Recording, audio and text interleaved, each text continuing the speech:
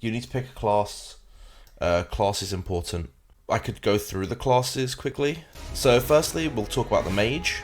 So the mage is one of your basic classes. In general, like just to quickly give a general overview of the classes, they're all very even. Like I wouldn't say one is greater than the other. It's just if you prefer playing something ranged, sort of from afar, casting, dealing with magic damage. So there was 2 original classes in this game, mage and warrior. The warrior does have some great new skills nonetheless. One in particular is their spin move, which is absolutely amazing. So I don't know if anyone's played League of Legends or games like that where you've got spin moves, but yeah, he just pretty much just goes into a 360 spin and keeps spinning. The next class is Necromancer, probably the only one that's going to rival Mage.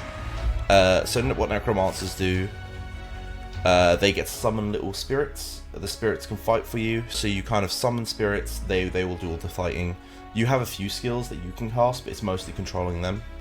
If you enjoy sort of ranged mage DPS and summoning with some cool animations, Necromancer is probably the one for you. Paladin. So where I said there was no healer, this is probably the closest thing you're going to get to a healer.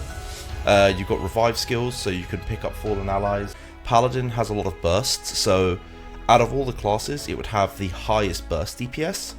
So in sort of 10 seconds it would drop the highest DPS, but then you'd have a minute cooldown run. In saying that, it is still a very, very solid class. You'll see a lot of players playing it, not only because it's quite an old class, but also because it is just a solid class. Having the burst DPS is big, and the revive is huge. The revive opens up so many doors.